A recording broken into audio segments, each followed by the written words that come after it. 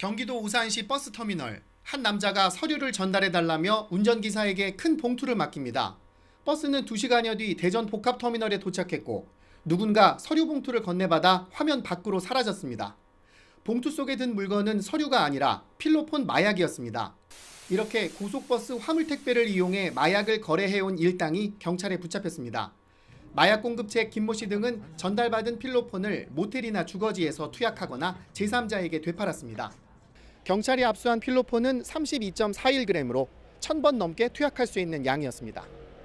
범행 기간을 볼 때 이보다 2배 가까운 필로폰이 이미 유통됐을 거로 추정됐습니다.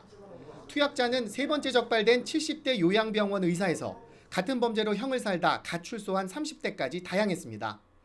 버스 화물을 가장한 마약 전달은 오래된 수법이지만 필로폰 같은 고가 마약 거래에 여전히 악용되는 거로 조사됐습니다.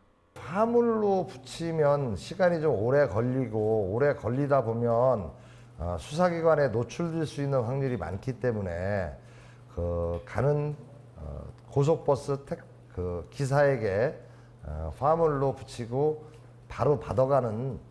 경찰은 김 씨를 포함한 마약 공급책과 판매책 등 6명을 구속하고 투약 의사 등 4명을 불구속 입건해 추가 거래자를 찾고 있습니다.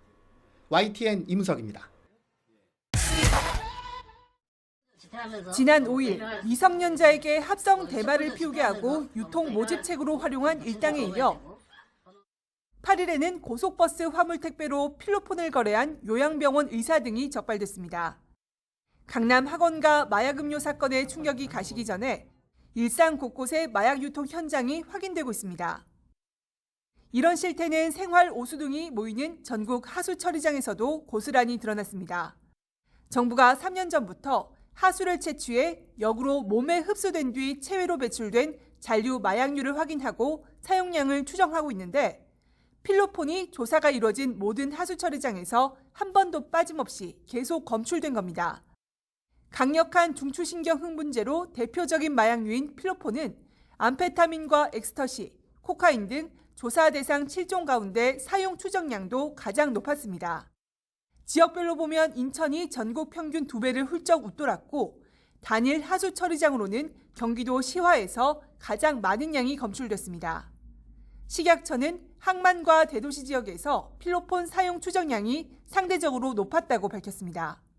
어떤 이유 때문에 그렇다라고 이제 단정적으로 설명하기는 우리가 있으면 어려운 점이 있습니다.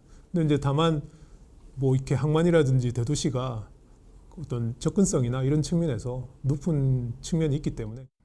엑스터시는 다른 마약류와 달리 3년 연속 사용 추정량이 꾸준히 증가하는 추세를 나타냈습니다. 우리 일상 속으로 파고든 마약이 갈수록 심각한 문제가 되고 있다는 점은 하수 처리장에 모인 생활 하수 속에서도 고스란히 드러나고 있습니다. YTN 신윤정입니다.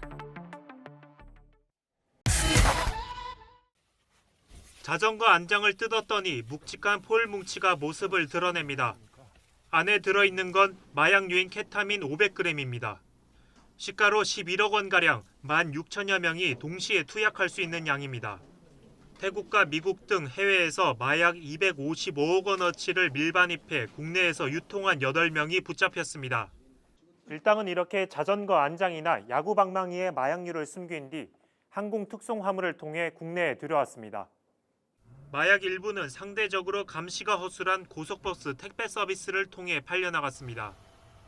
경찰은 해외에 체류하는 중국인 총책 2명에 대해서도 인터폴 적색 수배를 요청했습니다. 해외에 어디에 거주하는가 중요하지가 않고 지금 이 적색 수배에 대한 체포영장도 다 발부되어 있습니다. 외사 경찰과 그쪽 해당 국가와의 이제 긴밀한 공조가 중요하겠죠. 서울 강남 클럽에서 마약을 유통한 일당도 무더기로 붙잡혔습니다. 클럽 영업 직원인 MD가 비싼 술을 주문하는 손님에게 마약류를 판매하고 함께 투약하는 식으로 범행한 것으로 드러났습니다. 경찰이 지난 3월부터 석 달간 붙잡은 마약 사범은 모두 3,600여 명. 지난해 같은 기간보다 20% 넘게 늘었습니다. 특히 청소년 마약 범죄가 가파른 증가세를 보여서 10대 마약 사범은 1년 만에 98명에서 212명으로 2배 이상 많아지며 전체의 5%를 차지했습니다. 경찰은 밀반입과 판매 등 공급 사범을 집중적으로 검거하며 마약 유통을 차단하는 데 주력하고 있습니다. 또 마약 범죄에 더 무거운 처벌이 내려질 수 있도록 양형 기준을 상향하는 방안도 추진할 계획입니다. YTN 임영준입니다. 이른바 좀비 마약으로 불리는 마약성 진통제인 펜타닐 성분의 패치 제품들입니다. 손쉽게 피부에 붙이는 형태로 병원 처방을 받으면 약국에서 구매할 수 있습니다. 환각성과 중독성이 매우 강해 18세 미만에 대해 투여 금기를 규정하고 있지만 처방은 가능합니다. 펜타닐은 마약성 진통제로 말기 암 환자나 척추질환 등 극심한 고통에 시달리는 환자에게만 제한적으로 사용하는 약물입니다. 대표적 부작용으로 인지기능 장애, 의식이 흐려지는 선망, 환각이 알려져 있으며 과량 투여 시 호흡 저하로 인한 질식으로 사망할 수 있습니다. 실제로 최근 3년간 18세 미만 1,400여 명이 펜타닐 패치를 처방받았는데 환자 1인당 처방 건수와 처방량이 꾸준히 증가세입니다. 여기에 SNS 등을 통한 불법 유통까지 더해지며 젊은 층의 오남용에 따른 부작용 우려가 커지고 있습니다.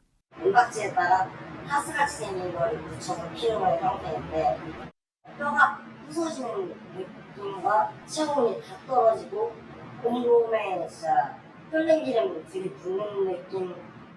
국내 청소년 사이 펜타닐이 빠르게 확산하고 있다는 정황은 전국 초중고교생을 대상으로 한 실태조사에서도 확인됐습니다.